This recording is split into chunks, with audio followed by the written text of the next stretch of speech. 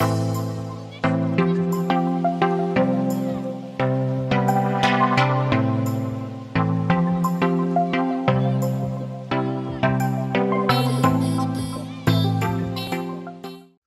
Everyone, welcome to Advait education straight way to government job. मैं हूं आपका होस्ट और दोस्त सिद्धार्थ पांडे। अगर आप गवर्नमेंट जॉब के लिए प्रिपरेशन कर रहे हैं और कॉन्सेप्चुअल तरीके से पढ़ना चाहते हैं तो आप बिल्कुल सही प्लेटफॉर्म पर हैं।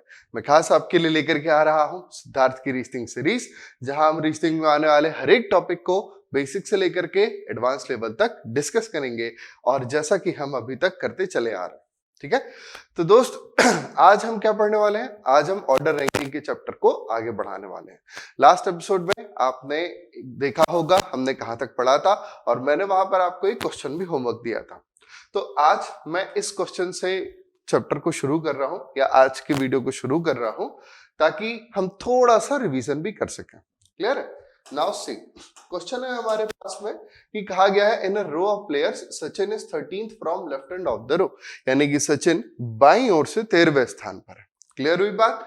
And Saurabh is 17th from right hand of the row, तथा सौरभ की स्थिति दाईं ओर से 17वें स्थान पर है। If there are 10 players sit between them, यदि उन दोनों के बीच 10 खिलाड़ी बैठे हुए हों तो बताइए पंक्ति में कुल कितने लोग बैठ सकते हैं।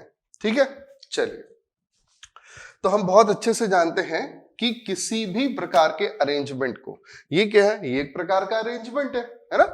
किसी भी प्रकार के अरेंजमेंट को बनाने के कुल 2 तरीके होते हैं, जिसमें सबसे पहला तरीका होता है नॉर्मल केस, यानी कि साधारण तरीका, और दूसरा होता है ओवरलैपिंग केस।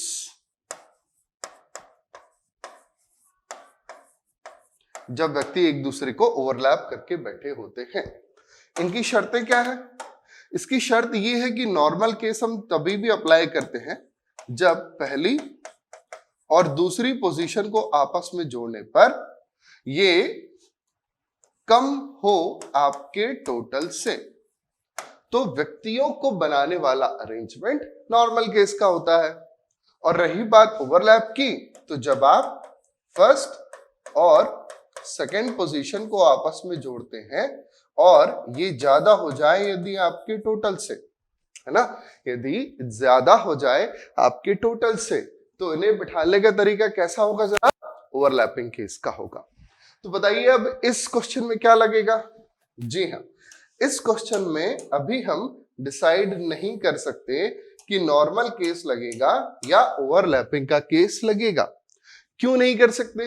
क्योंकि नॉर्मल या ओवरलैप डिसाइड होता है टोटल के आधार पर, है ना, और टोटल तो अभी हमें दिया ही नहीं गया, तो फिर हम कैसे बता सकते हैं कि नॉर्मल लगेगा या ओवरलैप? तो करना क्या होगा? करना यह होगा कि हमें एक एक केस को लगाना होगा। ठीक है, समझिए, जैसे सिक्के के 2 पहलू होते हैं, एक हेड्स और एक टेल्स। टॉस कराने पर क्या आएगा? टॉस कराने पर आएगा ईदर हेड्स और टेल्स। ठीक है, वैसे ही अरेंजमेंट को भी बनाने के 2 तरीके होते हैं। जब बनाएंगे तो क्या बनाएंगे? ईदर नॉर्मल और ओवरलैप, क्योंकि टोटल तो पता ही नहीं। तो चलिए फिर हम बनाते हैं। तो सबसे पहले हमने एक लाइन खींची, ये रही हमारी लाइन, और इसमें हमने सचिन को left hand of the row से 13 पर बिठा दिया और सौरभ को right hand of the row से 17th पर बिठा दिया। ठीक है जनाब, और इनके बीच में यहां पर हमने बिठा दिए कुल 10 व्यक्ति। तो अब टोटल निकालने का तरीका क्या होगा? बिल्कुल सिंपल सा, सुबह हमने खाए 13 गुलाब जामुन, दोपहर में खाए 10 गुलाब जामुन, और शाम को खाए कुल 17 गुलाब जामुन। तो टोटल कितने हो गए? 40 गुलाब जामुन। बात क्लियर हो गई? देन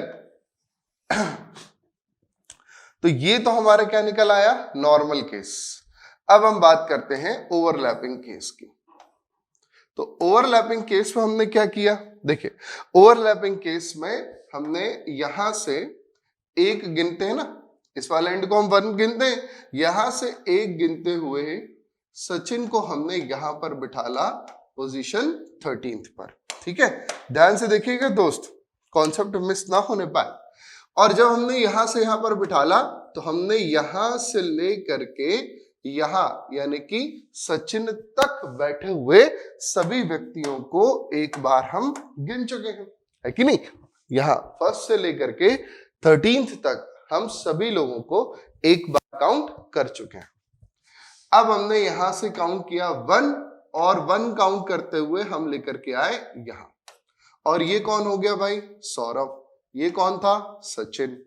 अब सौरभ को हमने यहां पर किस पोजीशन पर बिठाना है, 17th पर। तो देखिएगा जनाब, जब हम यहां से काउंट करते हुए आ रहे थे तो यहां तक तो मामला ठीक था, लेकिन जैसे ही हम आगे बढ़े तो सचिन क्या हुआ, डबल काउंटेड हो गया। हुआ कि नहीं हुआ, क्योंकि हम ऑलरेडी सचिन को एक बार काउंट कर चुके थे। यहां आने पर ये दोबारा काउंट हो गया। इसके साथ इन सभी व्यक्तियों को दोबारा काउंट करते हुए ठीक वो पोजीशन जहां हमने सौरभ को बिठाला वो पोजीशन भी डबल काउंटेड है कि नहीं है, अरे बेशक है। और यहां पर कुल कितने लोग बैठने हैं, तो जनाब हम जानते हैं कि यहां पर हमें कुल 10 लोगों को बिठाना है, यानी कि double counted person, number of people counted twice,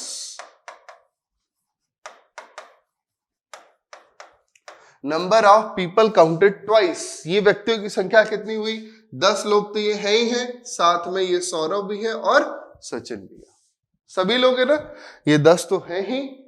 और जहां पर हमने सचिन को बिठाला देखो वो भी शेडेड लाइन में है, वो भी है और सौरभ भी है। बात क्लियर हुई जनाब, बिल्कुल क्लियर।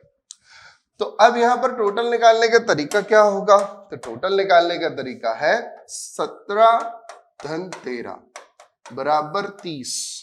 30 तो ये हो ही गया, माइनस क्या करते हैं हम, number of people counted twice, 2 बार गिने गए व्यक्तियों की संख्या। तो 2 बार गिने गए व्यक्तियों की संख्या कितनी है, एक तो ये 10 हो गया प्लस सचिन और सौरभ हो गए, तो कितना बचा हमारे पास में, 18।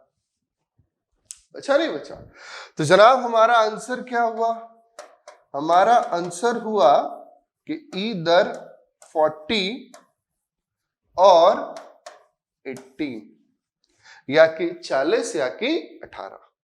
बात क्लियर हुई। Now see the concept point, एक बहुत इंपॉर्टेंट पॉइंट यहां पर ये कहता है कि ये जो 40 निकाला है आपने, ये है मैक्सिमम यानी कि अधिकतम व्यक्तियों की संख्या। और कैसे अधिकतम व्यक्तियों की संख्या, जो कि पंक्ति में बैठ सकते हैं, उन अधिकतम व्यक्तियों की संख्या। बात समझे। और ये 18 क्या है जनाब, तो ये है मिनिमम, मिनिमम यानी कि न्यूनतम व्यक्तियों की संख्या। मिनिमम, कोई भी चीज अपने आप में मिनिमम एक तो होती ही है, ठीक है, कोई भी चीज अपने आप में एक तो होती ही है। सपोज अगर आपके पास है 5 चॉकलेट्स हैं और मैं कहूं मैक्सिमम खा लो, कितनी खा सकते हो आप, पूरी 5 की 5 खा सकते हो ना। और मैं कहूं कि आपको मिनिमम खानी ही पड़ेगी, मिनिमम खानी ही पड़ेगी, तो कितनी खाओगे, 1 खा सकते हो, है ना। कहते हैं ना कि अरे थोड़ा सा तो ले लीजिए, तो थोड़ा सा मतलब 1 पीस, है कि नहीं, या उसमें से भी आधा कर दिया। अब वो आधा वाधा तो कुछ नहीं होता, वो काउंट 1 में ही होता है। तो मिनिमम यानी द लोवेस्ट पॉसिबल नंबर, जितना लोवेस्ट हो सकता है, ठीक है। और मैक्सिमम यानी कि जितना आप हाई जा सकते हो, ठीक है, अवेलेबल डिजिट्स में या अवेलेबल लिमिट्स में जितना भी आप हाई जा सकते हो। एक एग्जांपल और देता हूं मैं आपको मिनिमम और मैक्सिमम का, ताकि आपको और बेहतर समझ में आए। इस तरफ मैं लिख रहा हूं मैक्सिमम और इस तरफ मैं लिख रहा हूं मिनिमम, ठीक है। नाउ सी, अगर मैं एक गेम लेता हूं जैसे कि है कैरम, कैरम जानते हैं ना, कैरम में मैक्सिमम कितने लोग खेल सकते हैं, कैरम में मैक्सिमम कितने लोग खेल सकते हैं? 4 लोग खेल सकते हैं, है ना। और मिनिमम कितने लोग खेल सकते हैं भाई? मिनिमम 2 लोग खेल सकते हैं। कैरम मैक्सिमम 4 लोग खेल सकते हैं और मिनिमम 2 लोग भी खेल सकते हैं। तो मैक्सिमम और मिनिमम यहां पर हुआ दोनों अलग अलग, है ना। लेकिन यदि मैं बात करूं चेस, तो मैक्सिमम कितने खेलेंगे? 2, और मिनिमम भी कितने खेलेंगे? 2। अकेले खेल सकते हो क्या जरा आप चेस? खेल सकते हो क्या भाई? नहीं ना खेल सकते हैं। चेस खेलने के लिए मिनिमम भी 2 चाहिए और मैक्सिमम भी 2 चाहिए। एक कॉन्सेप्ट ध्यान रखना, अभी आगे फिर से यहां रिपीट करके लाऊंगा कि मिनिमम और मैक्सिमम दोनों सेम हो सकते हैं। मिनिमम की संख्या और मैक्सिमम की संख्या दोनों बराबर हो सकती है। बात समझ रहे हो? अभी आपको दिखाता हूं कैसे। तो ये चीज आपको समझ में आई? तो जनाब ध्यान रखिएगा कि 99% केस में, कुल 99% केसेस में जब भी कभी आपको maximum number of people find करने कहे तो क्या केस लगाइएगा? नॉर्मल। और यदि आपको मिनिमम नंबर ऑफ पीपल निकालने कहे तो जनाब क्या केस लगाइएगा? मिनिमम के लिए जनाब लगाएंगे हम ओवरलैपिंग केस। बात क्लियर हुई? एकदम ध्यान रखिएगा। लेकिन कितने प्रतिशत केसों में? 99% केसों में। सर 1% कहाँ गया? जनाब अभी बता देंगे कि कहाँ गया। पहले आप लिखिए कमेंट बॉक्स में 1%। लिखिए 1%, तभी बताऊंगा, नहीं तो नहीं बताऊंगा। लिखिए जब फटाक से 1% की। वो 1% केस कौन सा है जहां पर ये सिचुएशन लागू नहीं होगी? कैसी सिचुएशन? कि नॉर्मल केस स्केल में नॉर्मल केस किसके लिए? मैक्सिमम के लिए। और ओवरलैपिंग केस किसके लिए? मिनिमम के लिए। 99% केसों में यही सिचुएशन फॉलो होगी, लेकिन एक केस ऐसा है जहां पर यह सिचुएशन फॉलो नहीं हो पाएगी। ठीक है, तो लिख दीजिए फटाक से 1%। तो अभी हम दिखाते हैं आपको अगले प्रश्न में।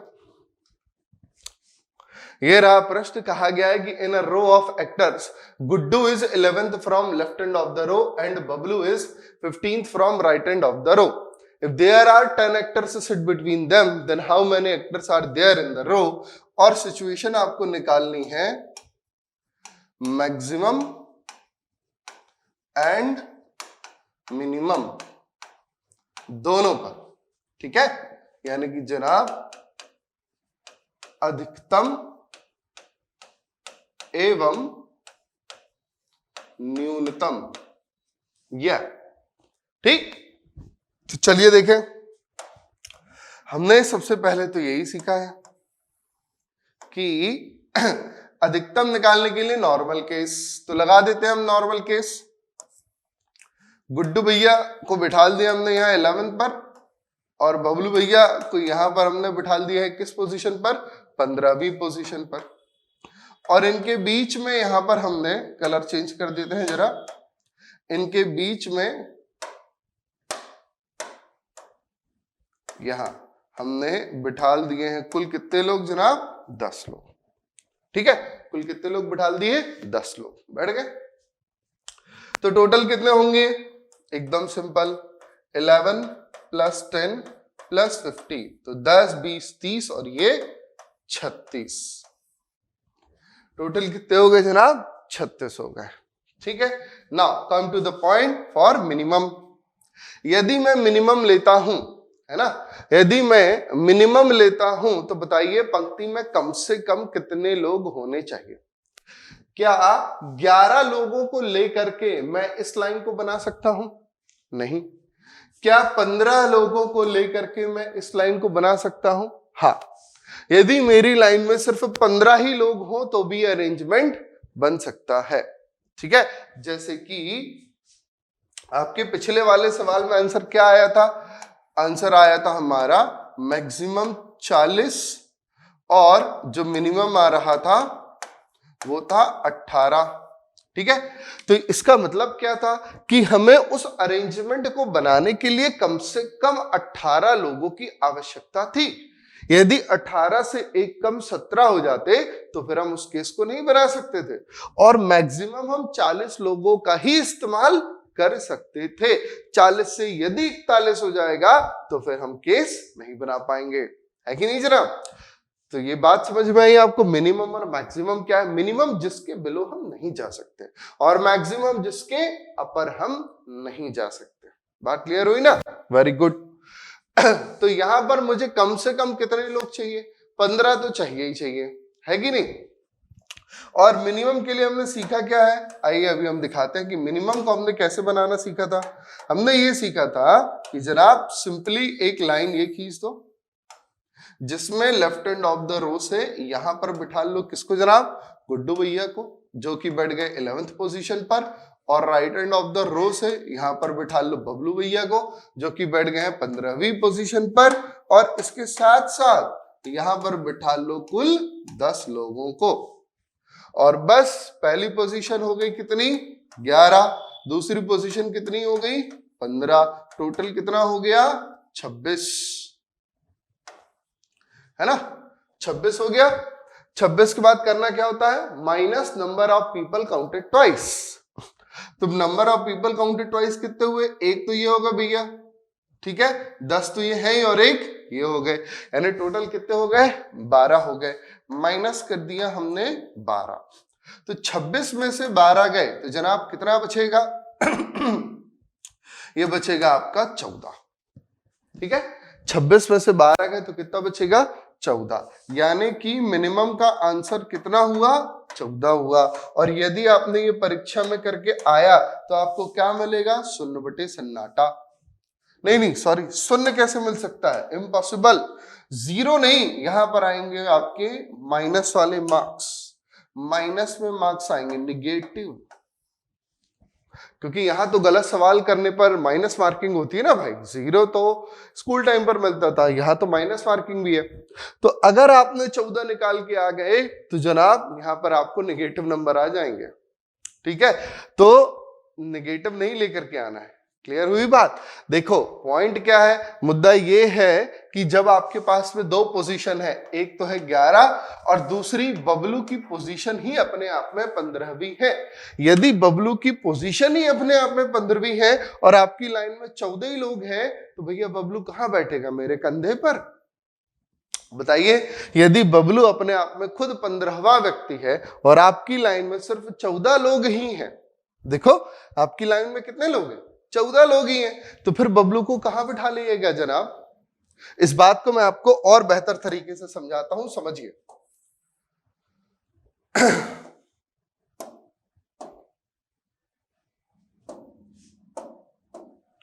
जैसे कि 1 2 3 4 5 6 7 8 9 10 और 1 11 हो गए ना 11। जब मैंने इसे काउंट कर रहा हूं 1, ठीक है, पहला, तो काउंट करते हुए ये कौन सी पोजीशन आ रही है? 11, ठीक। तो अब जरा बताइए कि ये कितने? 1 और 11 के बीच कितने लोग हैं? तो काउंट करो, 1 2 3 4 5 6 7 8 और ये 9। 10 कहा? वो तो पोजीशन हो गई ना, क्योंकि अगर हम बात कर रहे हैं 1 और 11 की, तो हम इन दोनों को तो काउंट नहीं ना करेंगे, है कि नहीं जनाब? इन दोनों को काउंट नहीं किया जाएगा।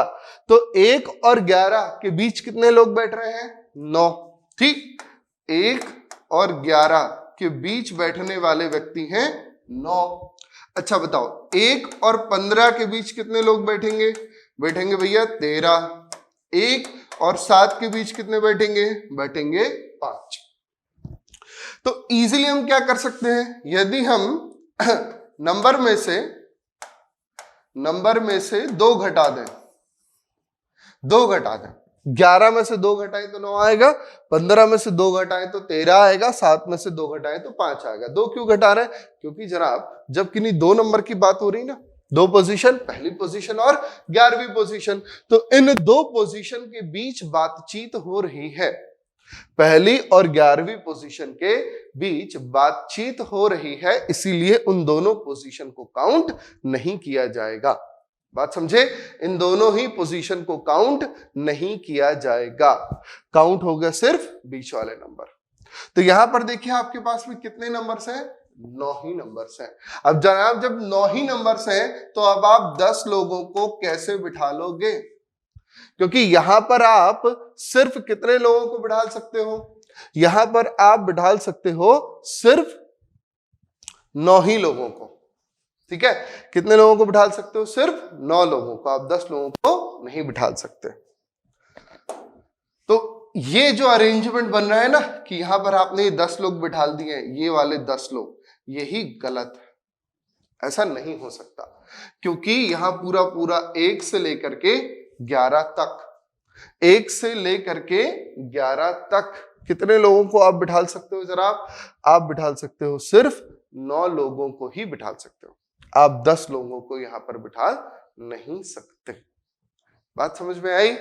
चलिए तो फिर पता कैसे चलेगा सर कि कब ओवरलैप लगाना है और कब ओवरलैप नहीं लगाना है? तो जनाब देखिए, यहीं से एक बात और निकल करके आती है, जैसे हमने कहा कि overlap condition, conditional case of overlapping, यानी कि ओवरलैप केस बनाने की शर्त क्या है जनाब? शर्त सुनिएगा कि लीस्ट पोजीशन -2, 2 माइनस क्यों कर रहे हैं भैया? इसलिए माइनस कर रहे हैं, देखो बेहतरीन तरीके से समझाए हैं अभी, है ना? क्योंकि जिन 2 पोजीशन के बाद बीच में बात होती है, उन 2 पोजीशंस को काउंट नहीं किया जाता। ठीक है, इसीलिए यहां से हम 2 माइनस करते हैं। तो कंडीशनल केस ऑफ ओवरलैपिंग में हमने कहा कि least position -2 should be greater than और इक्वल्स टू किसके? Number of people sitting in between. Least position -2 should be greater than और equals to number of people sitting in between. कैसे? आओ दिखाएं कैसे। इसके लिए हम आपको लेकर के आते हैं पहले वाले क्वेश्चन पर। ठीक है, इस वाले क्वेश्चन में देखो, लीस्ट पोजीशन यहां पर 13 है और यहां पर कितनी है? 17। तो 13 और 17, ठीक है, एक पोजीशन क्या है जनाब आपकी? 13 है और दूसरी पोजीशन क्या है? 17 है। तो उसमें लीस्ट यानी कि छोटी पोजीशन कौन सी हुई? 13 हुई। तो हमने 13 में से घटाया 2 और कितना आ गया? 11 आ गया। और बीच में बैठने वाले व्यक्तियों की संख्या कितनी थी जनाब? 10 थी। तो चूंकि 11 डेफिनेटली बड़ा है 10 से। बड़ा है कि नहीं बड़ा है? अरे बेशक बड़ा है। चूंकि 11 डेफिनेटली बड़ा है 10 से, इसीलिए उस केस में ओवरलैपिंग का केस संभव है। ठीक है, लेकिन जनाब इस वाले केस में देखिए, लीस्ट पोजीशन 11 और दूसरी पोजीशन 15। ठीक है, तो हमारे पास यहां पर 2 पोजीशन क्या है? एक तो है 11 और एक है 15। तो यदि आप लीस्ट पोजीशन 11 में से 2 घटाते हैं, ठीक है जनाब, यदि आप लीस्ट पोजीशन 11 में से 2 घटाते हैं तो ये कितना बचेगा जनाब? 9 बचेगा। और 9 बचेगा तो क्या 9 बड़ा या बराबर है 10 से? बताइए, क्या 9 बड़ा या बराबर है 10 से? जी नहीं जनाब, 9 ना तो बड़ा है और ना ही बराबर है 10 के। जब नहीं है तो इसीलिए इस वाक्य के सवाल में conditional case of overlap applicable नहीं होगा। ठीक, conditional case of overlap applicable नहीं होगा। तो जनाब कभी भी ओवरलैप टेस्ट करने की 2 कंडीशन है। पहली कंडीशन क्या है? पहली कंडीशन है जब आपको टोटल पता होता है। तो टोटल पता होने पर क्या कहा था हमने? कि यदि पहली और दूसरी पोजीशन को आपस में जोड़े और जोड़ने पर ये ज्यादा हो टोटल से, तो क्या लगेगा जनाब? ओवरलैपिंग का केस लगेगा। और दूसरी कंडीशन मैंने अभी आपको सिखाई कि यदि टोटल ना पता हो तो करना क्या होगा? सिंपली लीस्ट पोजीशन में से आप 2 घटा करके देख लो, यदि यह 2 बड़ा या बराबर हो number of people in between से, किससे? इन बिटवीन से, यानी बीच में बैठने वाले व्यक्तियों की संख्या से यदि बड़ा है तभी ओवरलैप का केस लगेगा। बात याद हो गई? इसको बहुत अच्छे से क्लियर करके रखना, परीक्षा में सवाल जरूर बनता है जनाब। बात क्लियर हुई? चलिए फिर आगे बढ़ते हैं एकदम बेहतरीन। अब आगे क्या पढ़ना है? तो जनाब आगे आपको यह पढ़ना है कि यहां से मिनिमम और मैक्सिमम के 4 डिफरेंट केस बनते हैं। मिनिमम और मैक्सिमम अभी हमने देखा ना, तो ये रेड हटा देते हैं, शायद आपको ठीक से ना दिख रहा हो। यहां से हमारे पास मिनिमम एंड मैक्सिमम के टोटल 4 केस बनते हैं। कौन कौन से केस बनते हैं? ओनली, एग्जैक्टली,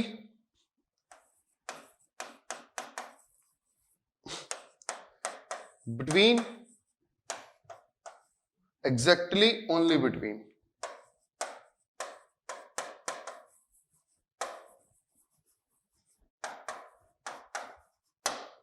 ठीक है? इन पर बेस सवाल नहीं आता। तो फिर हम पढ़ क्यों रहे? तो जनाब क्योंकि इनसे सवाल आते हैं, है ना? आप जहां भी बैठे, कमरे में बैठे होंगे, अपने चारों तरफ नजर दौड़ाइए और देखिए आपको कहीं ईंट दिखाई दे रही है, कहीं आपको गिट्टी सीमेंट कुछ दिखाई दे रहा है? नहीं, आपको क्या दिखाई दे रही है? दीवार, है ना? लेकिन दीवार बनी किससे है? ये तो यथार्थ सत्य है कि दीवार बनी है ईंट से, सीमेंट से, रेत से, इवन पानी से। क्या आपको पानी दिखाई दे रहा है दीवार में? नहीं ना दिखाई दे रहा है, लेकिन दीवार बनी तो उन्हीं सब चीजों से है। तो वैसे ही ये कॉन्सेप्ट है, ये कॉन्सेप्ट है, इन्हीं से सवाल बनते हैं। ये आपको परीक्षा में सिंपली नहीं दिखाई दे देंगे कि हाँ ये वाला बताओ, हाँ इनसे सवाल बनेगा, इनके आधार पर सवाल बनेगा। ठीक है? तो इस बात को जानने और समझने के लिए बने रहिए मेरे साथ, अद्वैत एजुकेशन के साथ। फिर होगी मुलाकात। वीडियो को लाइक कीजिएगा, चैनल को सब्सक्राइब कीजिएगा और अपने दोस्तों के साथ शेयर कीजिएगा। फिर मिलते हैं दोस्तों। जय हिंद।